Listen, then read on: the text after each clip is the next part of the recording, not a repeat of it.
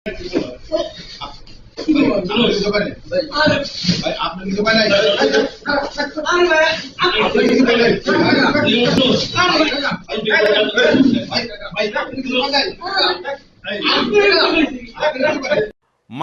করে ছোট লোকে, বিনয়ী হয় বড় লোকে। টাকা পয়সা দিয়ে মানুষ বড় লোক হয় না, বড় লোক হয় আচার আচরণের কাজ কাম দিয়ে। আপনি কি বড় ঘরের মানুষ নাকি ছোট লোক, এটা আপনার আচরণ দ্বারা প্রমাণ হবে। আপনি যদি মাস্তানি মাতবরি করেন, মনে রাখবেন পৃথিবীতে কুকুরের চাইতে বড় মাস্তান কম আছে। কুকুর দেখবেন আপনার মতো দু চারজন বন্ধু লাগে না, একা একাই হুদাই চিল্লায় দেখবে, ঠিক না ভাই? ঠিক। আপনার ঠেলার চোটে রিক্সাওয়ালা টিকতে পারে না, গরিব মানুষ টিকতে পারেন না, অসহায় মানুষ টিকতে পারেন না। গায়ের জোরে একটু দুর্বল হয়েছে বেচারা, চুন থেকে নুন খসছে, ডেকে এনে চাপ থাপ্পড় দিয়ে বসেন, ঘুষি দিয়া বসেন, গালি দিয়া বসেন।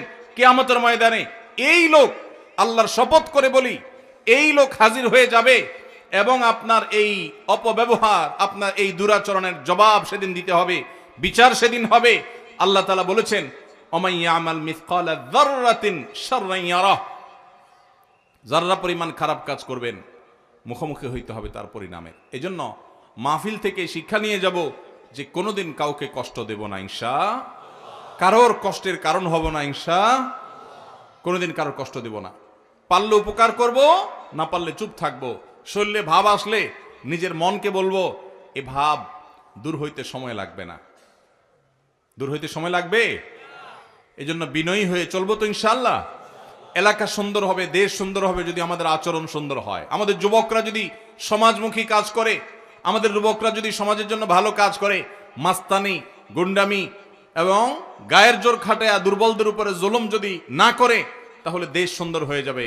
আমাদেরকে সুন্দর দেশ গড়তে হলে অনেক বেশি কিছু করতে হবে না। আমরা যদি সবাই সবার অধিকারগুলো দেয়া শুরু করি, কেউ যদি কারো কোনো কষ্টের কারণ না হই, কারোর সাথে মাতবরি, সরদারি, গুন্ডামি এবং গায়ের জোর খাটানোটা না করি, তাহলে এই দেশ এমনি স্বর্ণের দেশ হয়ে যাবে ইনশাআল্লাহ। আমরা মুসলমান, ওয়াজ শোনার ব্যাপারে উস্তাদ। হাজার হাজার যুবক ওয়াজ শুনে ঘন্টায় ঘন্টা বসে, মাগার যুবক ওয়াজের উপরে আমল করার প্রশ্ন আসবে যখন পাবলিক বাসে উঠছেন 4-5 বন্ধু মিলে, ডাকছেন কন্ট্রাক্টরকে ভাড়া নেওয়ার জন্য, একবারের বেশি 2বার ডাকছেন, বেচারা শুনে নাই, অন্য মনস্ক ছিল। এরপর ডাইকায় না কলার ধরে বলছেন, এই বেটা কথা কানে যায় নাই, এরপর দিলেন 2-4টা চটকনা। এইটা যদি হয়, তাহলে আপনার এরকম শত শত ওয়াজ মাহফিলে শুয়ে গড়াগড়ি খাইলেও 2 পয়সার কোনো লাভ হবে। আর যদি এখান থেকে শিক্ষা গ্রহণ করে কোন দুর্বলের উপরে আঘাত করার আগে আপনার হাত থেমে যায়, আপনার মুখ থেমে যায়, আপনার বিবেক সেখানে যদি কাজ করে, অ্যাক্টিভ হয়ে যায়, তাহলে মনে করতে হবে ওয়াজ আপনাকে কাজ ধরেছে, ওয়াজ আপনাকে এফেক্ট করেছে, ওয়াজ আপনাকে সুপথে এনেছে। তাহলে এটাই হবে আপনার সার্থকতা। সেই যুবক পাওয়া কঠিন, যেই যুবক তার যৌবনে কোনো মানুষের উপরে মাস্তানি মতবারি করে নাই, কারোর উপর দুর্ব্যবহার করে নাই, গায়ের জোর খাটা নাই, অন্যায় জুলুম করে নাই, খারাপ কাজ করে নাই, হারাম সম্পর্ক করে নাই। এইরকম যুবক পাওয়া এখন সোনার হরিণ হয়ে গেছে। কিন্তু যদি সেই কাজটা আপনি করতে পারেন, আল্লাহর কাছে সবচেয়ে প্রিয় যুবক হবেন, আপনি সবচেয়ে সাকসেস যুবক হবেন, সবচেয়ে আদর্শ মুসলমান হবেন। সেই মুসলমানই স্পেন বিজয়ী তারেক বিন জিয়াদের মতো মুসলমান হবে, সেই মুসলমানই, সেই যুবকই ইনশাআল্লাহ মোহাম্মদ বিন কাসেমের মতো ভারতবর্ষ বিজয়ী যুবক হবে। সেই যুবকই মুসলমানদের সেই হারানো গৌরবকে পুনরায় উদ্ধার করতে পারবে। সেই যুবক নয় যে যুবক মাহফিলে পরে মাহফিল করে, ভলান্টিয়ার পরে ভলান্টিয়ারি করে, হুজুরের গায়ের আগেও থাকে পিছেও থাকে, হুজুরের সাথে ছবি বৈশাও নেয়, কাইথইয়াও নেয়। লাভ নাই, কোনো লাভ হবে না।